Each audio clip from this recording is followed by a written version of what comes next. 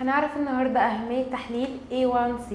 هو تحليل بيقيس مستوى السكر في الدم وفي خلال فترة زمنية محددة من 2 ل3 شهور، ويعتبر الاختبار ده مهم لإدارة مرض السكر ومتابعة تطوراته. والهيموجلوبين A1C بيتم تشكيله عند ربطه بالسكر في خلايا الدم الحمراء، وكل ما كان مستوى السكر في الدم أعلى زادت نسبة الهيموجلوبين A1C. وبيتم قياس تحليل A1C لمدة طويلة لأنه بيعكس مستوى السكر في الدم لمدة 3 شهور، والدكاترة بيكون عندهم فكرة عن كيفية تحكم الشخص بمستوى السكر في الدم على المدى الطويل. وبيساعد تحليل A1C في ضبط العلاجات السكرية. ممكن الدكاترة يعدلوا في العلاج بناء على نتائج الاختبار، وده لتحسين مستوى السكر في الدم عند المريض.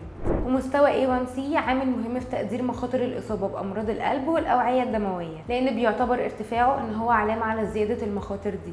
وقبل التحليل مش مهم تكون صايم من بداية اليوم، لأنك تقدر تعمله في أي وقت خلال اليوم، لكن مهم إنك لو بتاخد أدوية معينة يكون الدكتور عنده فكرة، لأن في أدوية بتأثر على نتائج التحليل.